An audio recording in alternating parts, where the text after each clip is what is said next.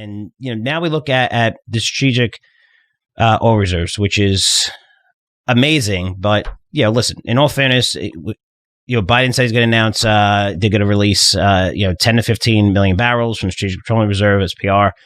It is exactly what he said he was going to do in terms of how much. They're right in line here where it said they released 160 million barrels from the SPR out of the around 180 million that they said they were going to release, I think, in March. So they're within that. But, it's getting crazy right now because when you throw this in and the timing, right, and how much it is, when it was a million here. Now, this is a big amount right before the election, right? We know that. We get it.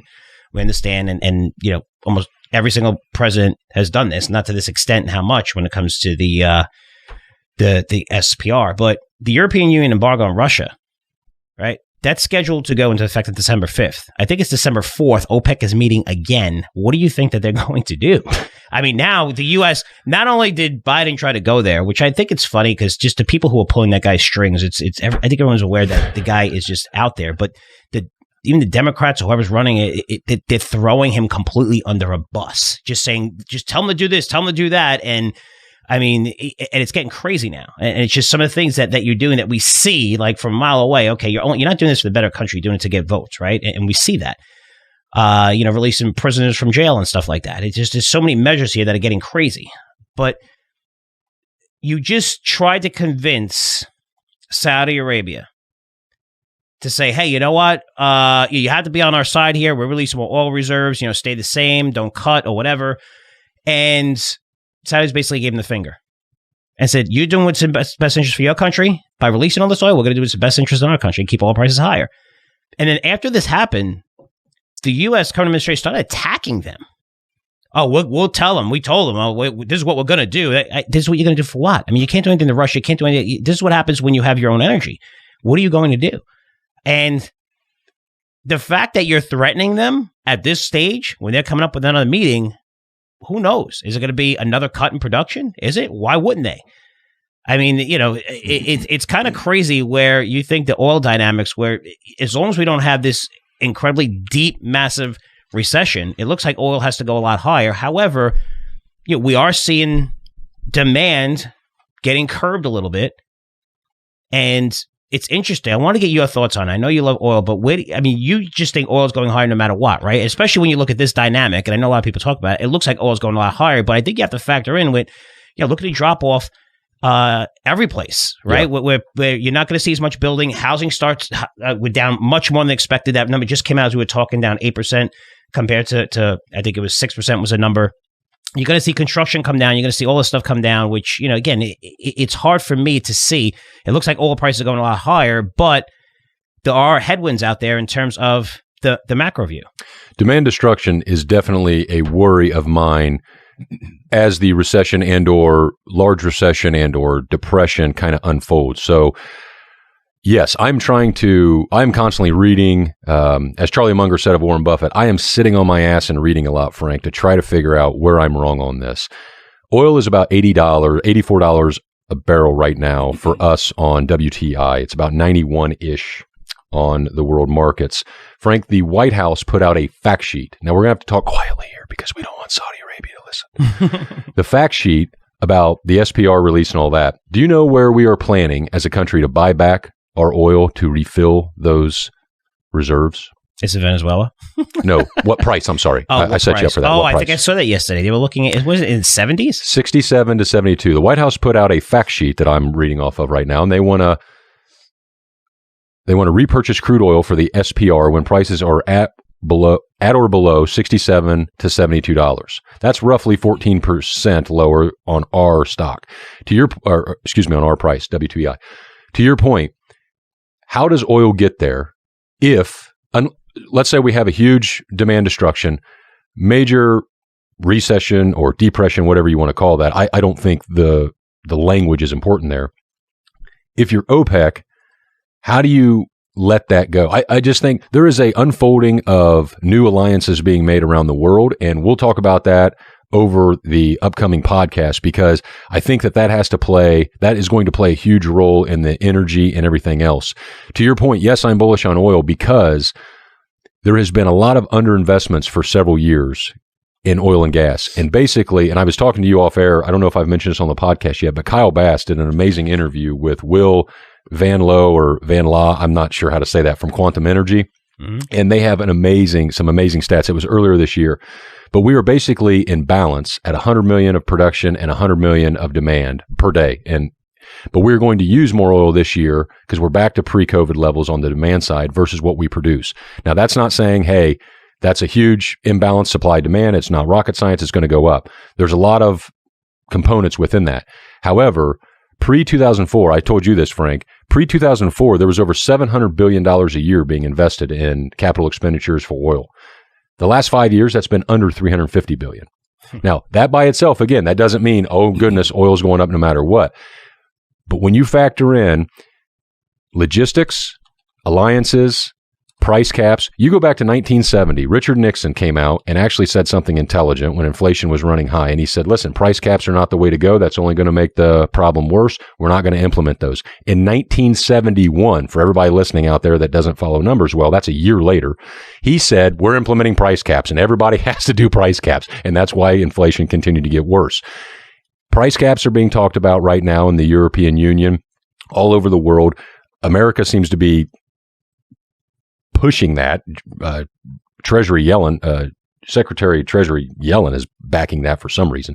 Anyway, when you add all these components, that's why I'm very bullish on oil despite a slowdown of somewhat demand destruction, because you're going to take oil and supply off the market, and you have other countries like India. I believe India is going to pass China as the most populated coming. I think that's going to happen within a year, if I read that right. Mm-hmm. They've come out and said, hey, it doesn't matter what you guys do on sanctions. We're going to buy oil because why?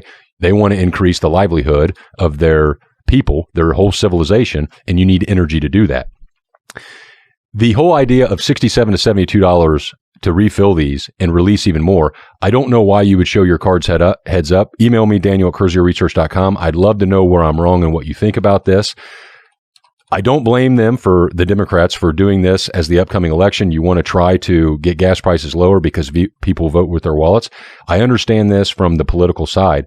What I don't understand is how the administration can put in writing a fact sheet out to buy this oil back. And what they're trying to do, if you read through this fact sheet, Frank, which I did for everybody else, so there's no need to, they're trying to explain and use the angle that, hey, we're telling producers there's going to be demand at 67 to 72. So go ahead and produce.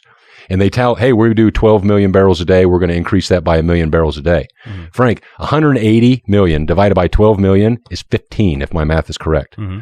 So you are telling producers, listen, Frank, you're a producer. I'm the SPR. I'm the government. You want to go ahead and increase production because I'm going to buy it at 14% less than where it's trading right now, and I'll buy 15 days worth of production.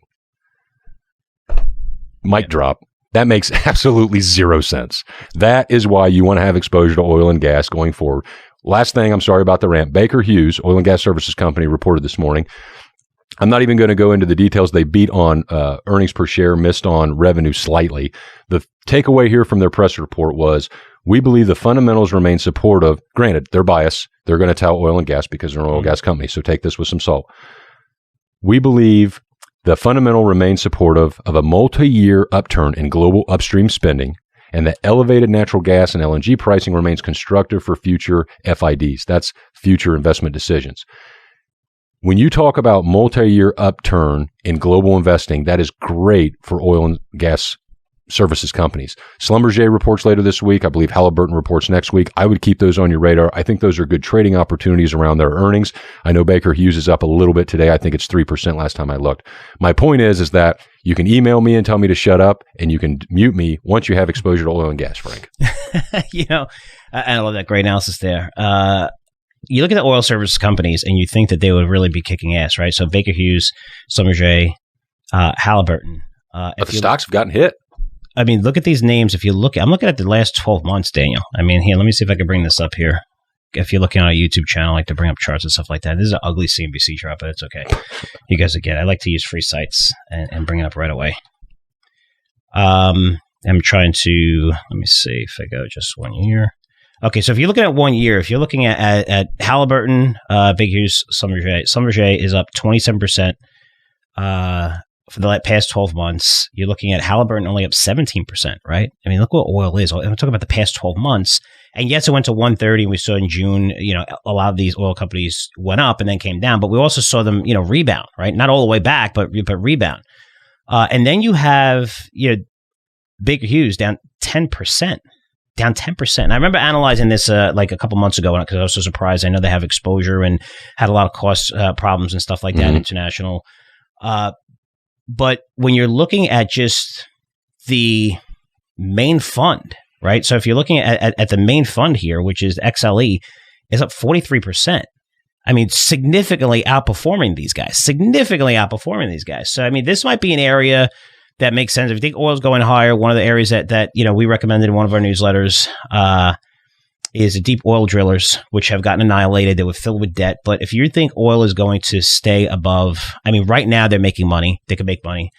But if you think it's going to go higher, 90, 100, I think, oil services, and because the producers have done well, natural gas producers, Continental, we saw the buyout by Harold Hamm, buying it himself. By the way, it didn't require a shareholder vote, which, because he owns so much of the stock, so he could have did whatever he wanted. I don't know why he even paid a 15% premium. He should just said, I'm going to buy this at a 30% discount, and there's no vote because he owns the majority of the stock. So it didn't matter what anyone said. But I think look at the deep water drillers. I think that's where you could see, a ton of alpha if you think oil is going to go higher. And also, the Halliburton, Schlumberger's and stuff like that. I mean, Schlumberger is up 20%, pretty much outperformed the rest of these guys, when it comes to Halliburton and Baker Hughes. But, I would look at Halliburton. I mean, look at the names, right? You want to separate yourself and just say, hey, you get exposure in oil and buy Exxon or whatever. That's XLE. I think it's 40% is Exxon, of that fund is Exxon and Chevron. But it's what's going to separate. Do I see natural gas going higher? Who has exposure overseas when natural gas prices go higher? I mean, there's lots, who are just as oil services companies? Because like you said, with CapEx, now they're going to start ramping it up, right? Because they changed their mind. At the beginning, these guys had a cut because the president of the United States, before he got elected, said, if I get elected, no more fossil fuels. We know that's impossible. But if you're a CEO of an oil company, you're like, we need to freaking cut back right away because we're not going to be able to drill. They're not going to let us drill. Right now, we have a whole energy crisis, especially in Europe, which you were talking about too. Just not online how, if you want to mention that really quick too, I think that was interesting in terms of we look at oil and say, oh, you can make money as an investment. I mean, this is extremely dangerous for Europe right now. We're talking about not having power during the winter where it's very, very cold. And I'll be able to report back on this next week. I'm having having dinner with a friend from Germany this weekend, so that'll be fun to talk about.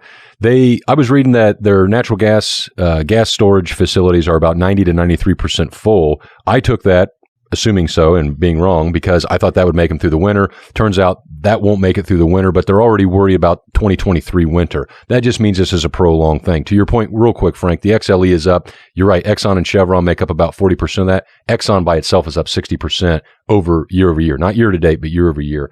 And I think you're right to look into oil services. I'll continue to look at why I'm wrong, but just have exposure to the industry. Yeah. I mean, and Exxon got an upgrade this morning. Yeah. So did EOG, which is also an XLE. Too, and we'll end on this is the S&P yield is 1.8%. And you can say, why even bother when you look? And now the 4 years up to 4.5. So even though the market's going up, you've seen the 2 year, it's telling you 2.5 and 10 year above 4%. It's not good, right? With this, and we've seen these bear market rallies and they get extreme. It doesn't mean it's a bottom. This is normal. It's not normal to see 10-to-1 ratio up to down, which we saw 2 days in a row. But now you can get paid a nice dividend. It's hard when you're a consumer staple or whatever, where you're saying, okay, the economy could get worse. Are oil prices really going to come down a lot from this level? I don't really see that. Maybe they don't have the upside that so many people believe and a lot of people predicting and have the stats to back it. But I don't see it coming down as much where, the Exxons, the Chevrons, that dividend, at least you're going to get paid a dividend. They're going to be printing money. Profits are going to be surging going forward, at least over the next couple of years. So those are interesting plays where in a market that's terrible, yes, you could buy those and hold those and they might get hit, but I don't know how much you're going to get a hit, especially when you have, a lot of momentum in oil prices going higher. So it is interesting, but those dividends are definitely safe now.